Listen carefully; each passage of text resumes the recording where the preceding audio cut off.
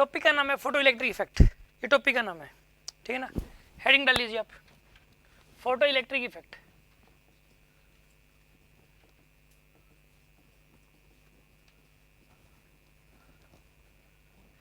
Name of the topic ये photo electric effect, okay.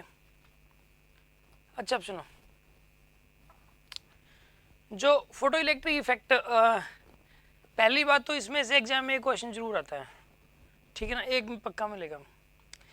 इसके अंदर है क्या, इसके अंदर देखो मैंने अभी 11 टॉपिक लिखे हैं, 11 नाम लिखे हैं, 11 हो रहे हैं कल की क्लास, यानी कि 2 क्लासेज हैं इसके ऊपर बेस्ड। इन दोनों ये जो 11 टॉपिक्स ये वाले और 11 कल 22 हो गए टोटल। ये जो 22 है ना, इनका मतलब बस दिमाग में सेट कर लेना, जो 22 इनको दिमाग में सेट कर लो, बस हर क्वेश्चन आपसे सोल्व हो जाएगा, हर क्वेश्चन। पहले आज के जो 11 बातें हैं ये दिमाग में सेट करनी है। इन 11 का मतलब क्या होता है, इनमें से अगर किसी का भी मतलब अगर आपको समझ नहीं आए तो अभी डिस्कस कर लेना। आज की क्लास का जो हमारा मेन मकसद है वो ये 11 बातें ही डिस्कस करना है, ठीक है। मैं स्टार्ट करूँ ना, सबसे पहले नंबर पे तो एमिशन क्या होता है। एमिशन का मतलब है पूरा नाम एमिशन ऑफ इलेक्ट्रॉन्स। इलेक्ट्रॉन्स के एमिशन का मतलब है कि इलेक्ट्रॉन्स का बाहर आना।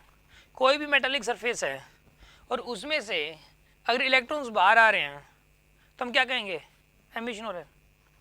समझ आ रही बात आपको, what is the meaning of emission बताइए। अगर इलेक्ट्रॉन्स का बाहर आना है यार, वेरी सिंपल, इलेक्ट्रॉन्स का बाहर आना, that is the emission.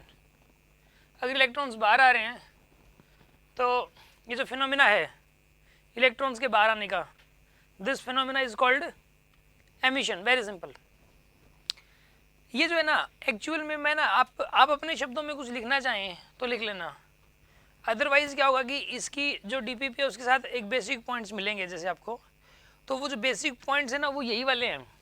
Emission का मतलब क्या होता है, फोटो टाइप्स ऑफ एमिशन कौन से होते हैं, इनका मतलब क्या है, फोटो इलेक्ट्रॉन्स का मतलब क्या है, तो ये इनके आंसर्स लिखे हुए हैं वैसे तो उसके अंदर। फिर भी आप थोड़ा सा जरूर लिखें अपनी लैंग्वेज में, आप अपनी लैंग्वेज में एटलीस्ट एक लाइन लिख लें, लिखना जरूर है। हिंदी में लिख लें, चाहे इंग्लिश में, उर्दू में लिख लें, चाहे हरियाणवी में लिख लें, चाहे बागड़ी में लिख लें, कोई फर्क नहीं पड़ता, ठीक है ना।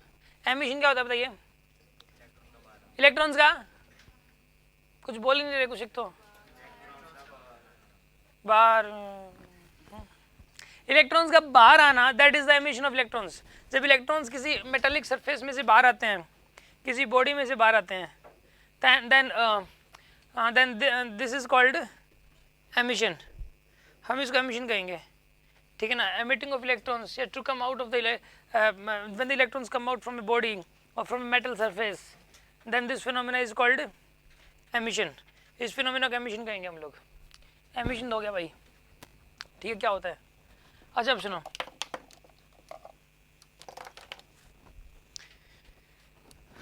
एमिशन का पता लगा क्या होता है। नाउ टाइप्स ऑफ एमिशन, 3 प्रकार के एमिशन होते हैं, एक होता है थर्मल एमिशन, एक होता है फील्ड एमिशन, एक होता है फोटो इलेक्ट्रिक इफेक्ट। इसका नाम है फोटो इलेक्ट्रिक इफेक्ट। अब एक बात बताऊँ मैं आपको, ये फोटो इलेक्ट्रिक एमिशन ऐसा बोल दो, फोटो इलेक्ट्रिक एमिशन। सुनो भी आप, देखो थर्मल एमिशन क्या होता है, जैसे कि एक मेटालिक बॉडी है मान लो, ये वैसे लकड़ी की बनी हुई है लेकिन इसको मेटालिक मान लो, आप इसको हीट एनर्जी दो, ये गर्म होएगी, टेम्परेचर बढ़ेगा, और हीट एनर्जी दो और टेम्परेचर बढ़ेगा, और हीट एनर्जी दो, टेम्परेचर और बढ़ेगा। हीट एनर्जी आप इसको देते जाओ देते जाओ देते जाओ देते जाओ, टेम्परेचर बढ़ता जाएगा बढ़ता जाएगा बढ़ता जाएगा बढ़ता जाएगा। हीट एनर्जी देते जाओगे, टेम्परेचर बढ़ता चला जाएगा। इसके अंदर के जो इलेक्ट्रॉन्स है वो एक्साइट होते चले जाएंगे, और कभी ना कभी इसका टेम्परेचर इतना ज़्यादा हो जाएगा, एक पर्टिकुलर टेम्परेचर होगा, उससे ज़्यादा अगर आप टेम्परेचर बढ़ाओगे ना तो इलेक्ट्रॉन्स बाहर आना शुरू हो जाएंगे। और जब वो इलेक्ट्रॉन्स बाहर आएंगे तो वो ना जीरो काइनेटिक एनर्जी के साथ बाहर आते हैं, और उस एमिशन को बोलेंगे थर्मल एमिशन। जैसे कि नाम से ही पता लगता है ना, थर्मल, थर्मल होता है हीट एनर्जी की वजह से। थर्म का मतलब हीट होता है, थर्म का मतलब क्या होता है, heat. Thermal emission, thermal emission का मतलब होता है कि हीट एनर्जी की वजह से बाहर आते हैं। यानी कि मतलब जैसे कि किसी भी चीज़ को गर्म करोगे आप, जैसे दूध को गर्म करते हो आप, तो वो मॉलिक्यूल्स इधर उधर ऐसे वाइब्रेट नहीं होना शुरू हो जाते हैं, एक्साइट हो जाते हैं। जो मिल्क के मॉलिक्यूल्स हैं वो एक्साइट हो जाएंगे। कोई भी चीज़ अगर उसको गर्म करोगे तो वो एक्साइट तो जरूर होगी। कोई गैस में पहले उसको हीट एनर्जी दोगे तो मॉलिक्यूल्स अंदर और ज़्यादा स्पीड से घूमेंगे। तो सीधी सी बात है, अगर कोई मेटालिक बॉडी है और उस मेटालिक बॉडी को आप अगर हीट एनर्जी देते हो तो उसके अंदर जो इलेक्ट्रॉन्स हैं वो एक्साइट हो जाएंगे और वो बहुत ज़्यादा एक्साइट हो जाएंगे और वो अगर आप हीट एनर्जी देते गए तो वो कुछ इतने ज़्यादा एक्साइट भी हो जाएंगे कि वो मेटल सरफेस को छोड़ के बाहर आने लगेंगे। ठीक है ना। तो इस एमिशन ऑफ इलेक्ट्रॉन्स को क्या कहेंगे हम लोग? थर्मल एमिशन, यानी कि ड्यू टू हीट।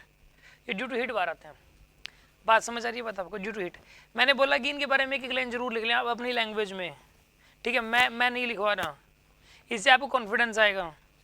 ठीक है ना। उसमें पता नहीं किस लैंग्वेज में लिखा गया है, आप अपने वे में जरूर लिख लें हिंट के तौर पे एटलीस्ट। अब सुनो, फील्ड एमिशन। मान लो कि एक मेटालिक बॉडी है और आपने इसको इलेक्ट्रिक फील्ड में रख दिया।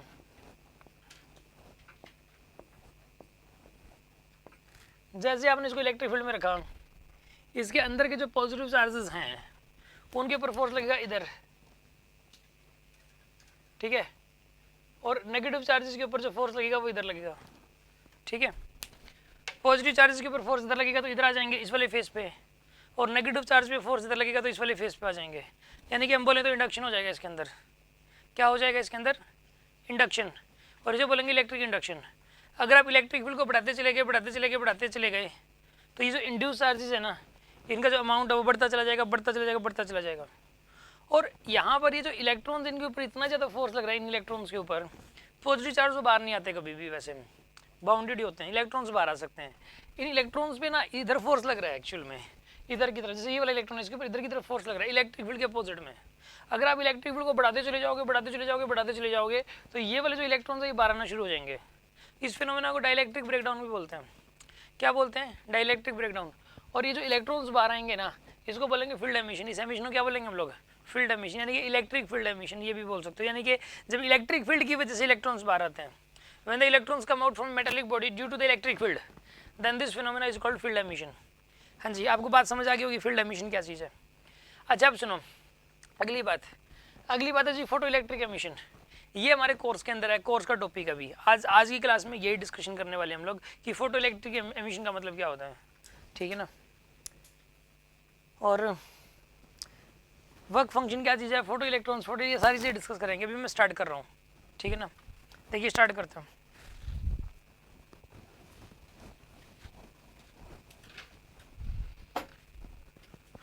ओके सुनो, एक साइंटिस्ट था आइंस्टाइन। ठीक है ना।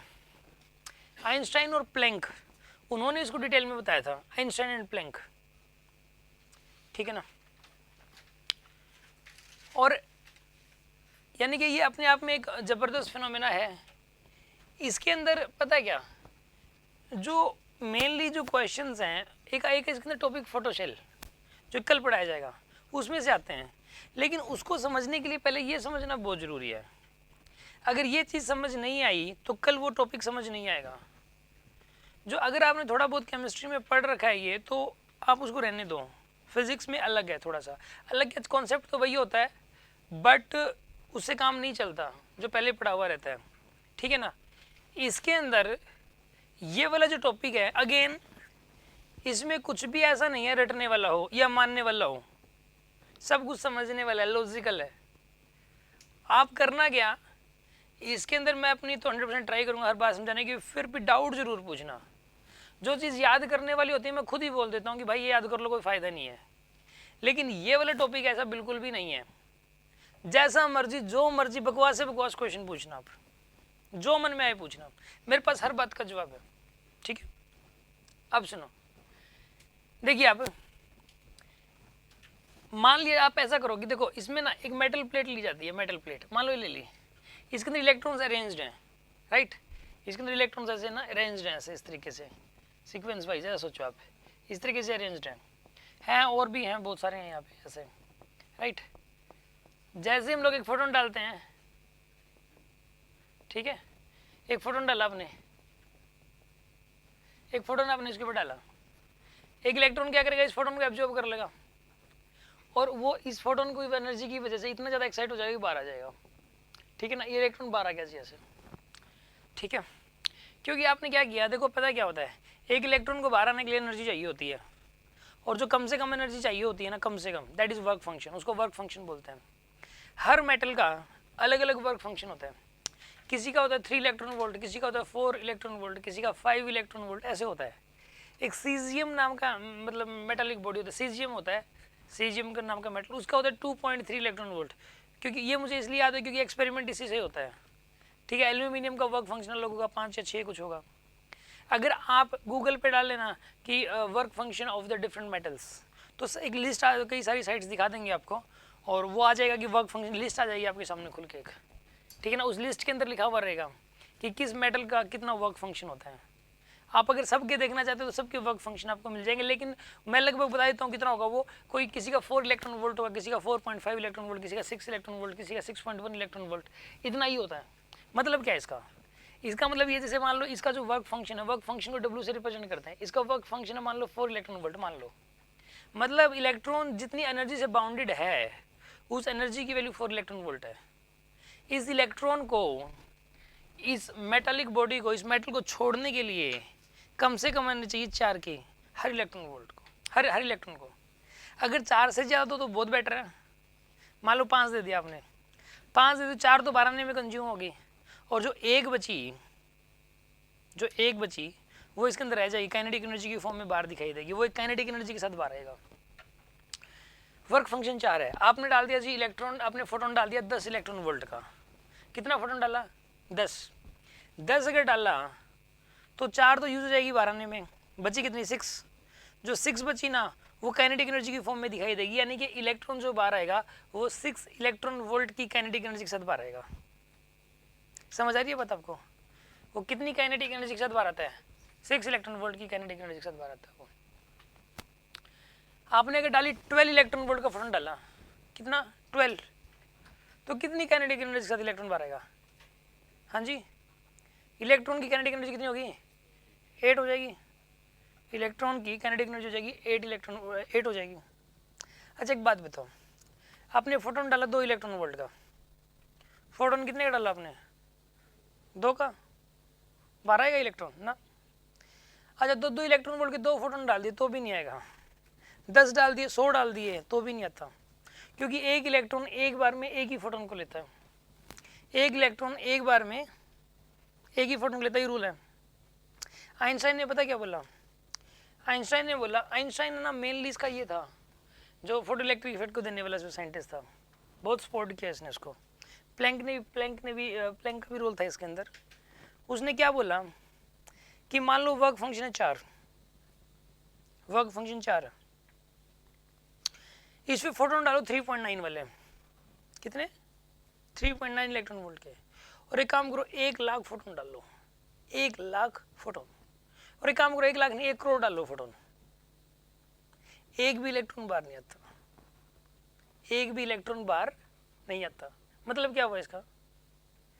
फोटोन की एनर्जी कम से कम कितनी होनी चाहिए? वर्क फंक्शन के बराबर या फिर वर्क फंक्शन से ज़्यादा। अच्छा वर्क फंक्शन के बराबर एनर्जी का फोटोन डाल दिया, 4 इलेक्ट्रॉन वोल्ट का ही डाल दिया, तो पता है क्या होगा? इलेक्ट्रॉन बाहर आएगा, जानते हो कितनी काइनेटिक एनर्जी के साथ? 0, बस बाहर आ गया, वेलोसिटी नहीं होगी उसके पास, बस बाहर ही आ गया वो।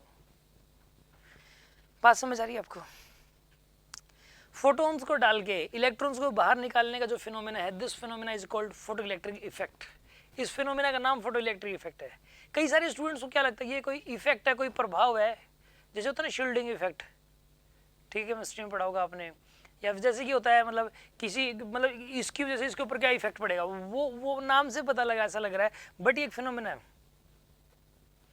कोई पूछ ले कि फोटो इलेक्ट्रिक इफेक्ट क्या होता है, तो इसका सही जवाब ये है, अगर हिंदी में बात करें तो अगर किसी मेटालिक सरफेस पे फोटोन्स डाले जाते हैं और उन फोटोन्स की एनर्जी वर्क फंक्शन से ज़्यादा है, तो ऐसे केस में इलेक्ट्रॉन्स बाहर आएंगे, और इस फिनोमेना को फोटो इलेक्ट्रिक इफेक्ट कहेंगे, और उन इलेक्ट्रॉन्स का नाम होगा फोटो इलेक्ट्रॉन्स। क्या नाम होगा उनका? Photo electrons. ये है when the photons are incident on a metallic body, then the electrons come out from the surface, and if the photons are photons incident on a metallic body and the energy is greater than the work function of the metallic body, उनकी जो energy है वो work function से ज़्यादा है, तो ऐसे case के अंदर इलेक्ट्रॉन्स बाहर आते हैं, और वो जो इलेक्ट्रॉन्स होते हैं उनको फोटो इलेक्ट्रॉन्स कहेंगे, and this phenomena is called photo electric effect. Yes, कोई डाउट किसी के मन में? किसी कुछ पूछना है? मैंने आपको बताया है कि आप ना, मैं जो जो बोलता जाऊँ एटलीस्ट एक एक लाइन हिंट जरूर लिखते रहें, ठीक है ना, हिंट जरूर लिखते रहें।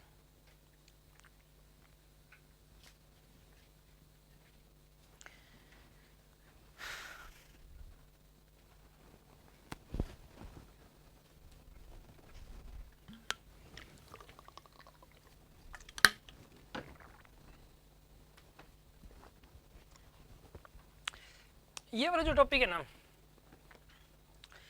इस टॉपिक को मैंने कैसे स्ट्रॉन्ग किया था, जैसे क्लास में टीचर से पढ़ा, एक दो किताबें पढ़ी, उस टाइम इतना क्लियर नहीं था, इतना डीपली।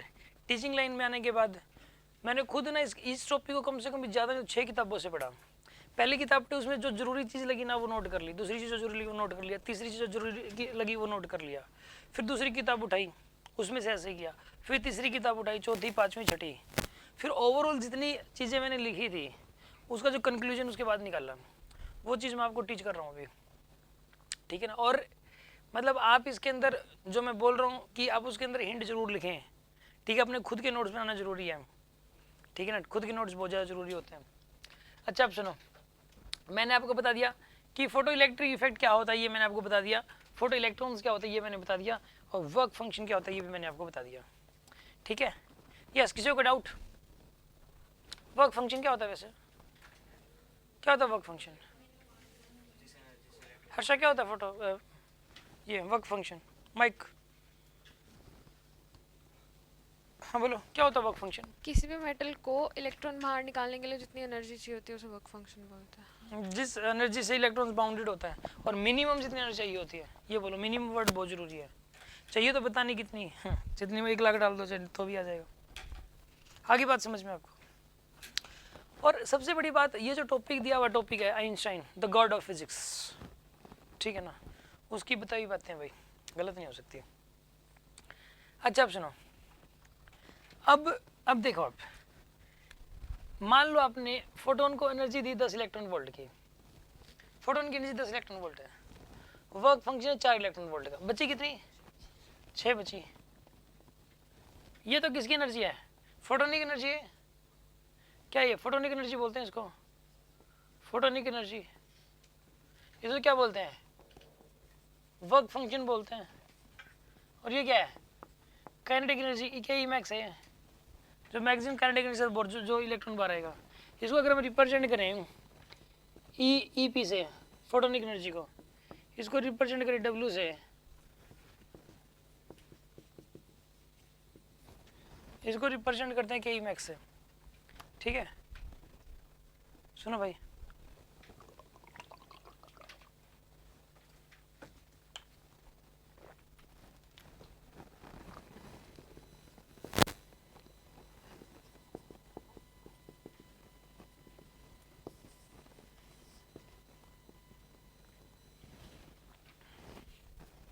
ये होता फॉर्मूला,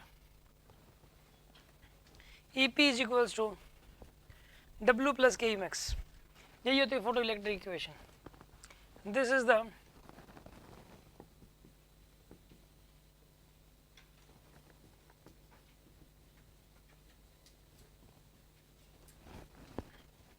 फोटो इलेक्ट्रिक इक्वेशन, इसी को बोलते हैं फोटो इलेक्ट्रिक इक्वेशन।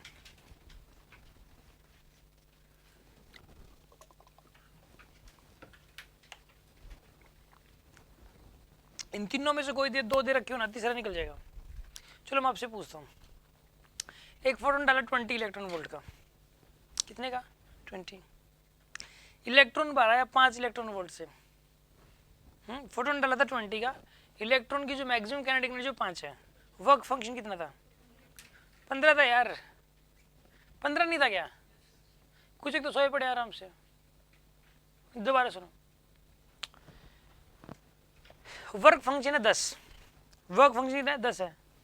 इलेक्ट्रॉन जो बाहर आया काइनेटिक एनर्जी 2, काइनेटिक एनर्जी कितनी है? 2 यार। फोटोन कितने का डाला था? 12 का डाला था। एनर्जी कंजर्वेशन करना है यार, जो फोटोन की एनर्जी वो 2 पार्ट्स में जाएगी, एक तो वर्क फंक्शन में और दूसरा काइनेटिक एनर्जी में, 2 पार्ट्स में जाएगी। समझ आ रही है बात आपको? जो फोटोनिक एनर्जी वो दो पार्ट्स में डिवाइड होती है, एक वर्क फंक्शन में और एक फोटोनिक एनर्जी में। यस, कोई डाउट किसी के मन में? ये भी हो गया। अच्छा अब सुनो अगली बात, एक होता है थ्रेशोल्ड फ्रीक्वेंसी। थ्रेशोल्ड फ्रीक्वेंसी क्या होता है सुनो, आप सबको पता है, एक होता है ई एनर्जी होता है, ई को एच न्यू ऐसे लिख सकते हो आप, एच न्यू थ्रेश ऐसे लिख सकते हैं हम इसको। पता है क्या, ई फोटोनिक एनर्जी ई पी, पता है अगर आप इसको जो है ना डब्ल्यू, पता है क्या H nu, E equal to H nu होता है ना। देखो ई इक्वल टू क्या होता है, एच न्यू। ई को अगर मैं डब्ल्यू लिखूंगा ना, डब्ल्यू, तो न्यू को न्यू थ्रेश लिखना पड़ेगा, ठीक है, न्यू थ्रेश लिखना पड़ता है। पता है क्या होता है, सुनो मैं बताता हूँ आपको। पहली बात तो ये समझो आप, फोटोन की एनर्जी डायरेक्टली प्रोपोर्शनल फ्रीक्वेंसी के, फोटोन की एनर्जी डायरेक्टली प्रोपोर्शनल किसके, फ्रीक्वेंसी के।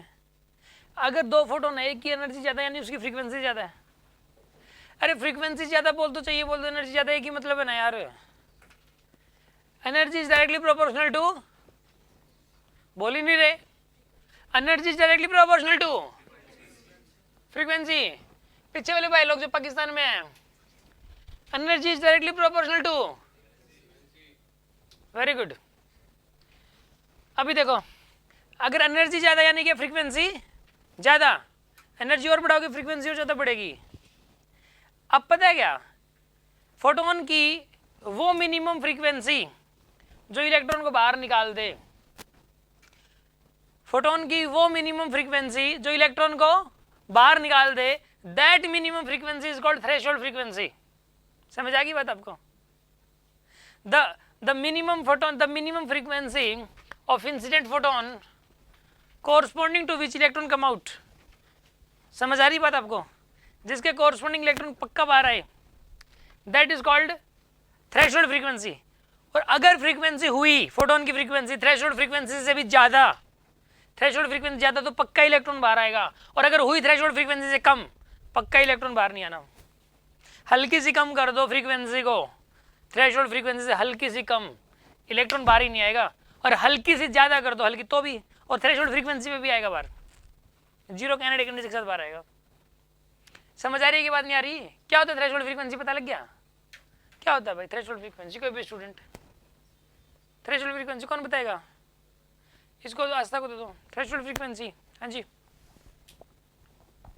सर, अगर हम किसी पर्टिकुलर फ्रीक्वेंसी से कोई इलेक्ट्रॉन्स को देते हैं, तो अगर वो बाहर आएगा तो वो फ्रीक्वेंसी मतलब थ्रेशोल्ड फ्रीक्वेंसी उससे ज़्यादा थी, अगर वो बाहर नहीं आया मतलब थ्रेशोल्ड फ्रीक्वेंसी से कम थी।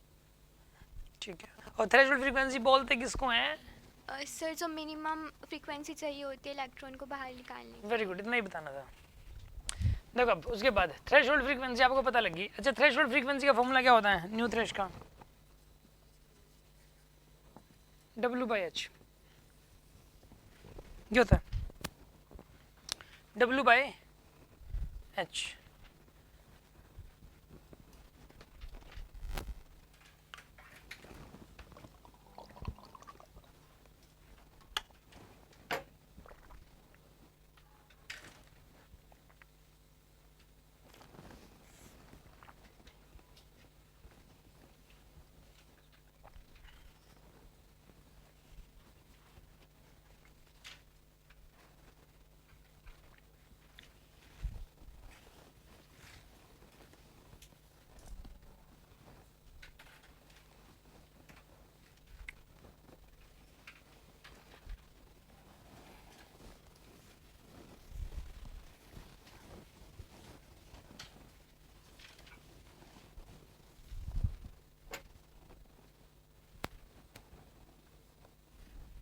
एक होता है थ्रेशोल्ड वेवलेंथ। सुनो ये क्या होता है, देखो E इक्वल टू hc/λ होता है। E को लिखो W, इसको लिखोगे लैम्डा थ्रेश। क्या लिखोगे बताइए लैम्डा को? Lambda thresh. मतलब क्या इसका? इसका मतलब ये है, देखो सुनो, E is inversely proportional to lambda होता है। E क्या होता है? Inversely proportional to lambda.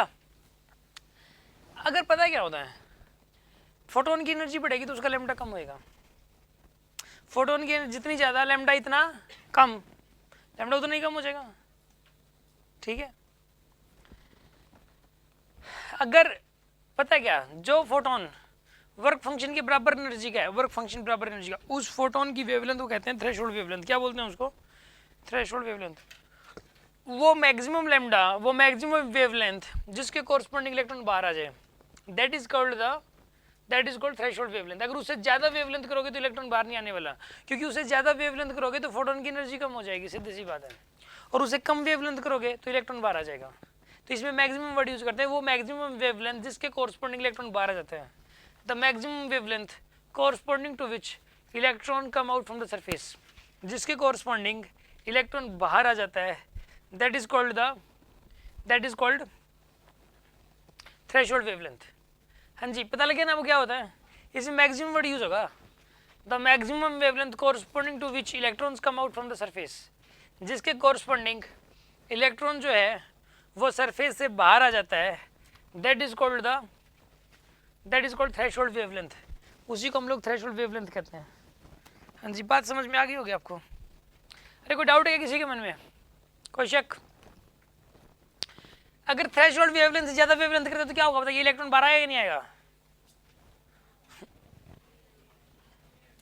अरे पीछे वाले भाई लोग, आएगा कि नहीं आएगा? नहीं आएगा ना? Very good. अगर थ्रेशोल्ड वेवलेंथ के बराबर वेवलेंथ तो क्या होगा? इलेक्ट्रॉन बाहर आएगा। कितनी काइनेटिक एनर्जी से? 0 से। और उससे ज़्यादा वेवलेंथ करोगे तो नहीं आएगा, और उससे कम वेवलेंथ करोगे तो आएगा बाहर, कुछ ना कुछ काइनेटिक एनर्जी लेके बाहर आएगा। हाँ जी, बात समझ में आ रही है कि नहीं आ रही है आपको? कोई डाउट है किसी के मन में?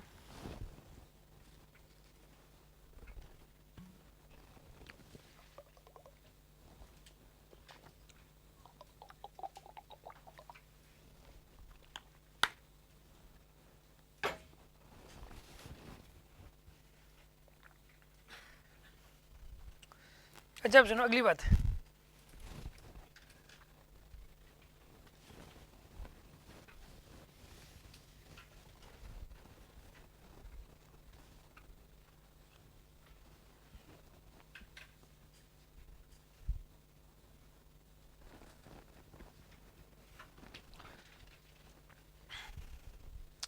काइनेटिक एनर्जी वर्सेस न्यू का ग्राफ ये ड्रॉ करना आपको। देखो फॉर्मूला होता है EP is equal to work function plus में Ke मैक्स। अच्छा, EP तो फोटोन की एनर्जी होगी, इसको H न्यू लिख सकते हो, ये H न्यू थ्रेश लिख सकते हो इसको, और ये Ke मैक्स हो गया यहाँ पे, Ke मैक्स। तो यहाँ से बताइए Ke मैक्स की वैल्यू कितनी आएगी? ये आ जाएगी यहाँ से, ये आइए आपके पास। This is the equation here, Ke max is equals to H nu minus में H न्यू थ्रेश, ये आ जाएगी आपके पास, ठीक है। ये y एक्सिस है, ठीक है, ये y इंटरसेप्ट CA, ये M है।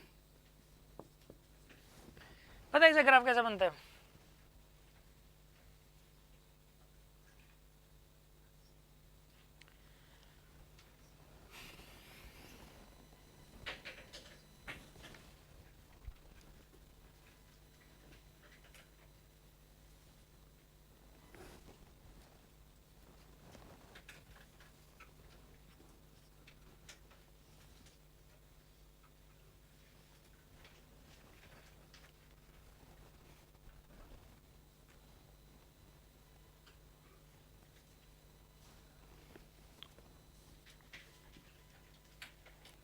आएगा न्यू थ्रेश, ये ग्राफ बनेगा इसका।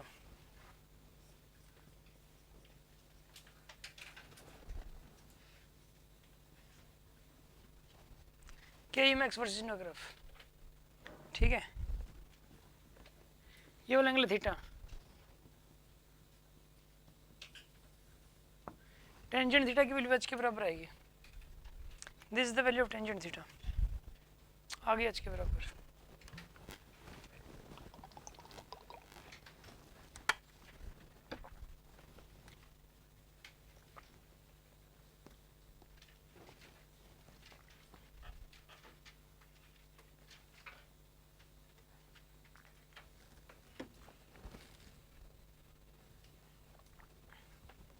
ये ग्राफ बनता है भाई kinetic energy versus frequency graph. समझ में आ रहा है कि नहीं आ रहा? यूँ बैठे आराम से, समझ में आ गया ना? पता है न्यू थ्रेश के बराबर फ्रीक्वेंसी करोगे तो इलेक्ट्रॉन जीरो काइनेटिक एनर्जी के साथ बाहर आएगा। फिर जैसे जैसे जैसे काइनेटिक एनर्जी बढ़ाओगे ना, फ्रीक्वेंसी बढ़ाओगे, काइनेटिक एनर्जी बढ़ती चली जाएगी। काइनेटिक एनर्जी क्या होगी बताइए? बढ़ती चली जाएगी। और न्यू थ्रेश से अगर कम फ्रीक्वेंसी करोगे ना तो काइनेटिक एनर्जी नेगेटिव में होगी, और जीरो फ्रीक्वेंसी करोगे ना तो काइनेटिक एनर्जी क्या हो जाएगी यहाँ पे? -W। ठीक है ना, -W हो जाएगी। मतलब यानी कि मतलब बाहर ही नहीं आएगा यार। डॉटेड का मतलब ये है कि इलेक्ट्रॉन ही बाहर नहीं आने वाला। ठीक है, कोई शक? उसके बाद सुनो अगली बात, ये भी होगा kinetic energy versus frequency graph. अब kinetic energy versus lambda graph, kinetic energy versus lambda graph देखिए कैसा बनेगा।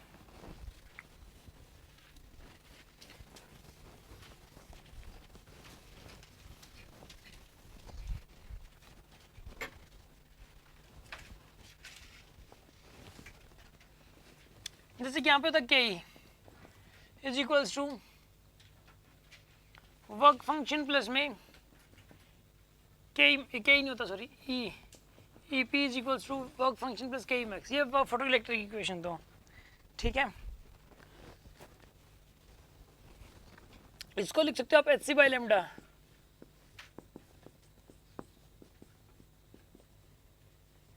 ये H C by lambda thresh plus में के मैक्स, ये आएगा आपके पास। ठीक है,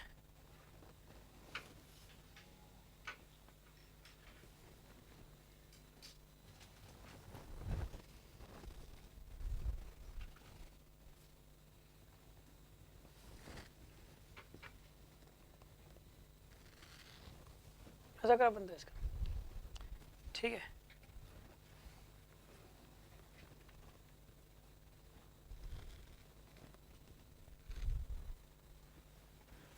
ये ग्राफ बनेगा इसका।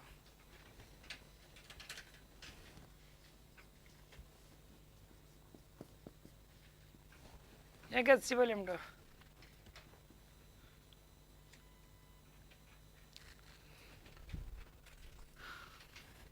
यहाँ पे लेमडा थ्रेश आएगा।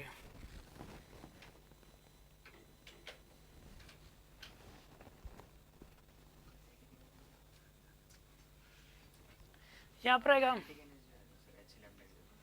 सॉरी यहाँ काइनेटिक नहीं जाएगा। तो सुनो इसका ग्राफ पता है ऐसे बन जाए, देखो K E max is equals to, ये वाई एक्सिस के ऊपर kinetic energy is equals to H C by lambda minus में H C by lambda thresh, ये आएगा। ये वाई इंटरसेप्ट ये वाला है, ये माइनस का H C by lambda thresh, ये आएगा। इसका ग्राफ ऐसे ही बनता है भाई। मेडिकल वाले मान ले और नॉन मेडिकल वालों को पता ही है। ठीक है ना, नॉन मेडिकल वाला तो क्या होता है ये बताइए तो। वाई इक्वल टू के एक्स ग्राफ देखो, के अपॉन एक्स ग्राफ ऐसा बनता है, वाई इक्वल टू के अपॉन एक्स ग्राफ। और कुछ चीज़ के माइनस में कर रखी हो ना तो उतना नीचे शिफ्ट हो जाता है। ये ट्रांसफॉर्मेशन ऑफ ग्राफ में पढ़ रखा होगा। ठीक है, Y inversely proportional to X graph इस तरीके से बनता है। और अगर कुछ घटा रखा हो तो नीचे शिफ्ट हो जाता है, कुछ ऐड कर रखा हो तो ऊपर शिफ्ट हो जाता है। यही होता है रूल। तो इसमें ऐसे ही है, इतना ही घटा रखा है तो इतना नीचे शिफ्ट हो जाएगा। और ये वाई एक्सिस हो गया और ये वाई हो गया, ये एक्स हो गया। ठीक है, अब सुनो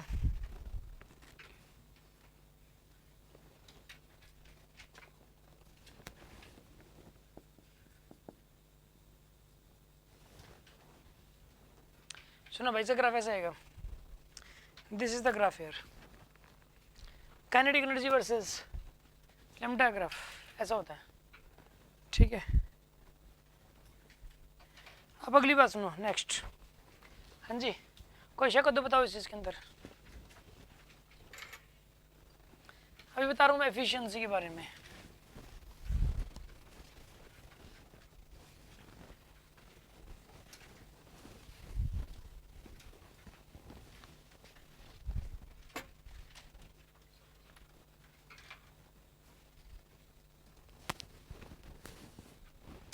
एफिशिएंसी क्या होता है सुनो, अगर आप कोई मेटालिक बॉडी है, उस मेटालिक बॉडी के ऊपर आप इलेक्ट्रॉन फोटॉन्स डालोगे, अगर आप फोटॉन्स डालोगे तो क्या होगा बताइए, इलेक्ट्रॉन्स बाहर आएंगे। समझ आ रही बात आपको? अच्छा चलो मैं आपसे क्वेश्चन पूछता हूँ, इसका जवाब देना। एक मेटालिक बॉडी है, एक मेटालिक बॉडी है ये वाली, उस मेटालिक बॉडी का वर्क फंक्शन है 4 फोटॉन्स डाले आपने 100, फोटॉन्स कितने डाले बताइए? 100 फोटॉन्स डाले हैं, ठीक है। सबकी एनर्जी 10 थी, सबकी एनर्जी कितनी थी? 10। 100 फोटॉन डाले, हर एक की एनर्जी 10 है और वर्क फंक्शन है 4। कितने इलेक्ट्रॉन्स बाहर आएंगे बताओ? 6 बार आएंगे। कितने बार आएंगे? बोल नहीं रहे। 100 कितने कहते हैं? जो कहते 100 बार आएंगे। अरे यार मैं क्या करूं आप लोगों का, है कोई बोल नहीं रहा कुछ। वर्क फंक्शन है 4, हर फोटोन की एनर्जी 10 और 100 फोटोन डाले। मैं पूछ रहा हूँ कितने इलेक्ट्रॉन बाहर आएंगे? 100 आएंगे। कितने कहते हैं? आवाज 15 आ रही थी, हाथ 2-3 के खड़े हैं। कॉन्फिडेंस नहीं है क्या यार? कितने इलेक्ट्रॉन बाहर आएंगे? 100 वाले। कितने स्टूडेंट? 100 वाले।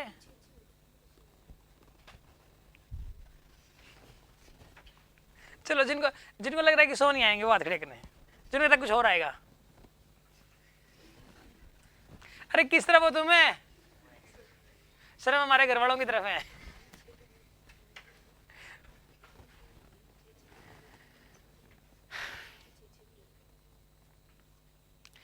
हाँ जी कितने बार आएंगे? 100 आएंगे। कितने स्टूडेंट्स कहते हैं 100 आएंगे?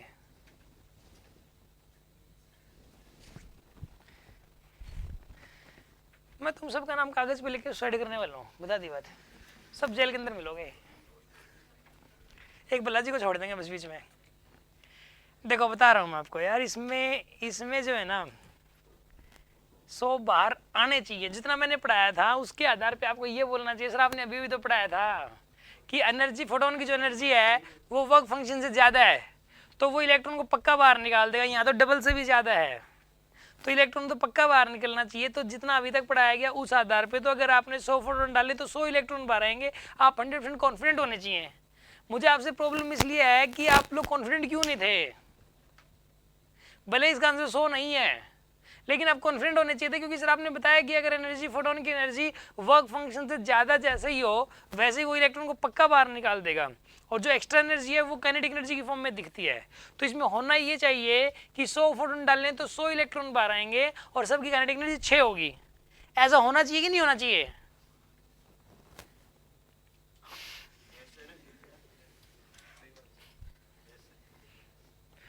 अरे होना चाहिए कि नहीं होना चाहिए ऐसा?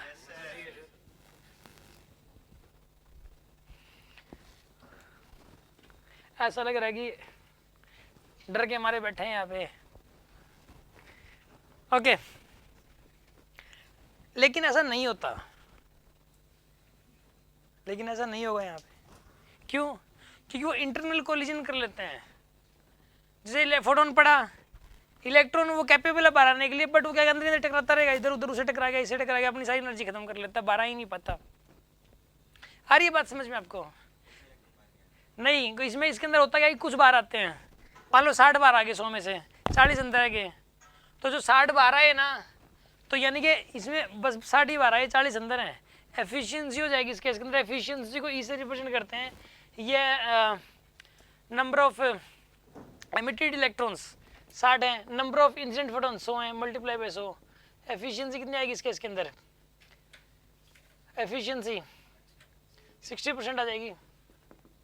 समझ आ रही बात आपको? एफिशिएंसी का फॉर्मूला क्या होता है?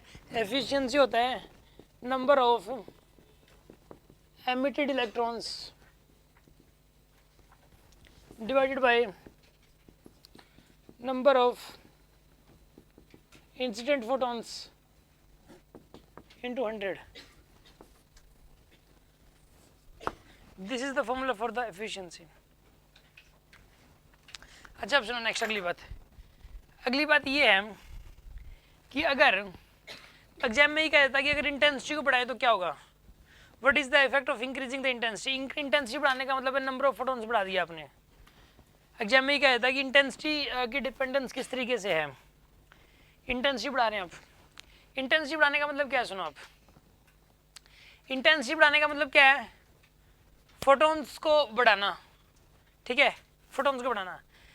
अगर फोटोन की एनर्जी वो, अब ये तो एक पर्टिकुलर केस है बस, एफिशिएंट, इसको छोड़ दो। ये सोचा करो कि 100 फोटोन डालने तो 100 इलेक्ट्रॉन बाहर आएंगे, ऐसा सोचो आप। ये तो अगर बात करें ना कि अंदर इंटरनल, हम ये मान के चल रहे हैं अभी पूरे फोटो इलेक्ट्रिक इफेक्ट में कि इंटरनल कोलिजन नहीं हो रहे, इंटरनल कोलिजन मेंशन कर देना तो फिर सोचना इसके बारे में। तो अभी तो ये मानना कि फोटोन की एनर्जी अगर वर्क फंक्शन से ज़्यादा है तो इलेक्ट्रॉन पक्का बाहर आना है, ये सोचो। अभी तो पूरे डिस्कशन में हर जगह ही सोचो, आइडियल केस करो, ये सोचो ही मत कि इंटरनल कोलिजन हो रहे हैं यहाँ पे। ये तो बाय द वे क्वेश्चन आ जाए तो उस केस में है ये तो। अच्छा, अब अगली बात सुनो, अगर इंटेंसिटी बढ़ा दी जा रही है, इंटेंसिटी बढ़ाने का मतलब है फोटॉन्स की संख्या बढ़ाना। इंटेंसिटी बढ़ाने का मतलब क्या है, कौन से फोटॉन की संख्या बढ़ाना, इंसिडेंट फोटॉन की संख्या बढ़ाना। अगर इंसिडेंट फोटॉन्स बढ़ा रहे हो आप, इंसिडेंट फोटॉन्स को बढ़ा रहे हो तो क्या होगा बताइए, किस बात में इफेक्ट पड़ेगा, इलेक्ट्रॉन ज़्यादा काइनेटिक एनर्जी से बाहर आएंगे क्या, नहीं, इलेक्ट्रॉन्स की संख्या बढ़ जाएगी जो बाहर आएंगे। पहले 100 फोटोन डाले तो 100 इलेक्ट्रॉन बाहर आए थे, अब 200 फोटोन डालोगे तो 200 इलेक्ट्रॉन बाहर आएंगे, 400 फोटोन डालोगे तो 400 इलेक्ट्रॉन बाहर आएंगे। जितने फोटोन्स डालोगे इलेक्ट्रॉन्स उतने ही ज़्यादा बाहर आते हैं, जितने ज़्यादा फोटोन्स आप डालोगे उतने ही ज़्यादा इलेक्ट्रॉन्स बाहर आते हैं, ठीक है ना। Number of electrons emitted is directly proportional to number of photons incident, ठीक है ना, इसे डायरेक्टली प्रोपोर्शनल होता है ये। और अगर हाँ फोटोन की एनर्जी हुई वर्क फंक्शन से कम तो जितनी मर्जी इंटेंसिटी बढ़ा लो, फिर मतलब जितने मर्जी फोटोन्स बढ़ा लो। अगर फोटोन की एनर्जी वर्क फंक्शन से कम है तो 10 करोड़ फोटोन डाल दो, कोई फर्क नहीं पड़ेगा उससे। आ रही ना बात समझ में आपको, कोई डाउट है किसी के मन में। फ्रीक्वेंसी बढ़ाने से क्या होगा, जितनी ज़्यादा फ्रीक्वेंसी बढ़ाओगे नंबर ऑफ फोटोन उतने ही रहेंगे, फ्रीक्वेंसी बढ़ाने से इलेक्ट्रॉन्स की काइनेटिक एनर्जी बढ़ जाएगी।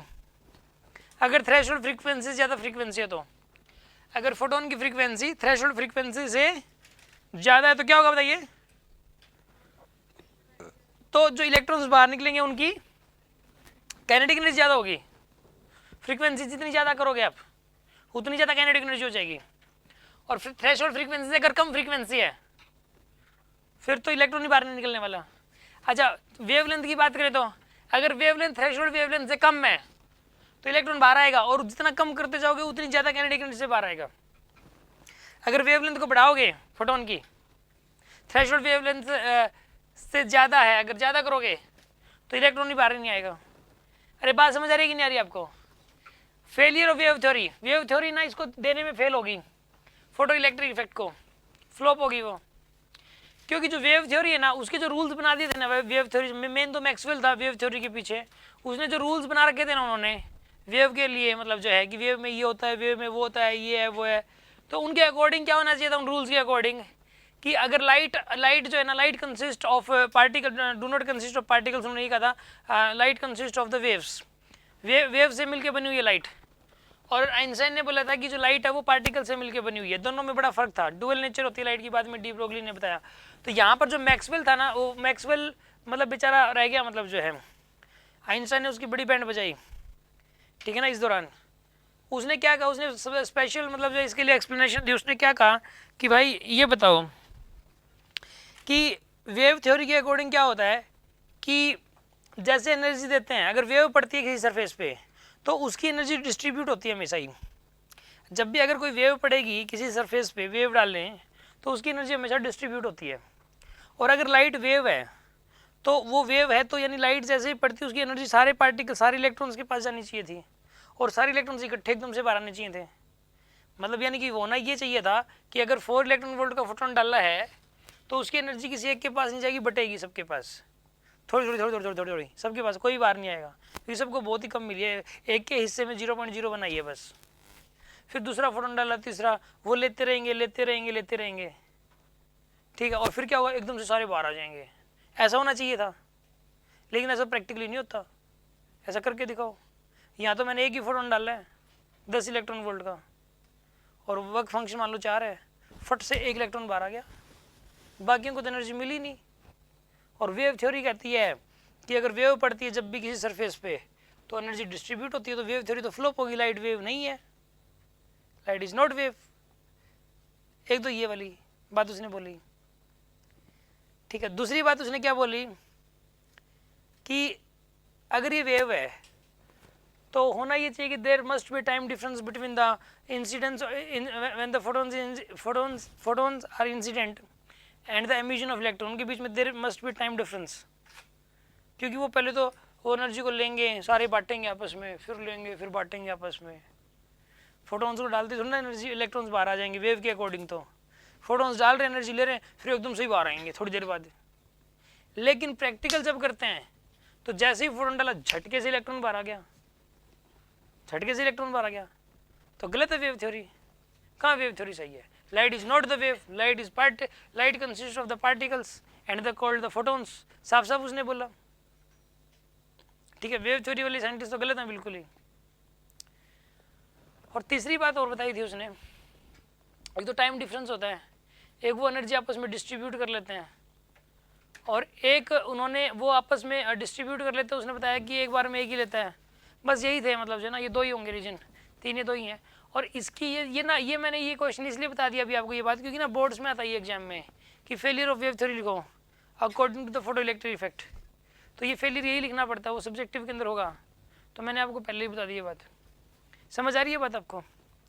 उसने एक एग्जाम्पल भी दिया आइंस्टाइन ने क्या कहा कि सपोज जैसे उसके हाथ में गुस्सा मान लो मार्कर है, ठीक है, उसने कहा कि जैसे एक साइंटिस्ट लोगों की भीड़ थी, उसका जो असिस्टेंट बन जाता था ना, उसकी भी उसके बराबर जैसी वैल्यू हो जाती थी असिस्टेंट की, उसको बहुत कुछ सीखने को मिलता था आगे बढ़ने के लिए, मतलब उसको बहुत एक एक्सपोजर उसको मिल जाता था।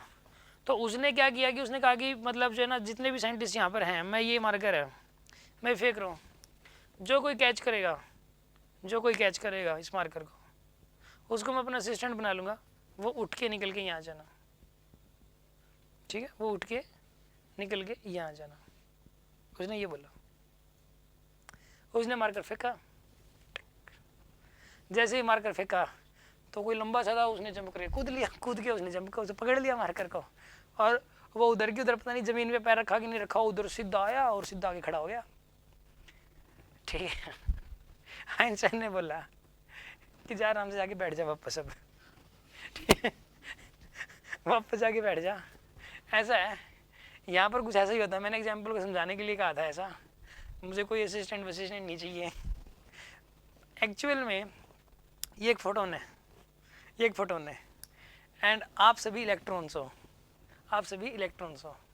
और मैंने जैसे फोटोन फेंका, वो एक लकी इलेक्ट्रॉन होगा जो कि इसको एब्जॉर्ब करेगा, ठीक है ना, और वो इलेक्ट्रॉन आसपास वालों को पूछेगा भी नहीं कि भाई तू मार्कर लेगा थोड़ा सा, या तू लेगा भाई थोड़ा सा मार्कर, वो तुरंत निकल के बाहर आ जाएगा। ठीक है, तो एक्चुअल में यहाँ पर भी कुछ वैसा ही होता है, सेम चीज़ जैसे यहाँ पर हुआ भी वैसा ही वहाँ पर होता है। इसमें जब फोटोन की एनर्जी आती है तो डिस्ट्रीब्यूशन से कोई मतलब नहीं है, जिसको मिली बस उसको मिल गई वो, ठीक है, और वही लेके बाहर आ जाता है तुरंत। कुछ वैसी ही कहानी यहाँ पर भी होती है।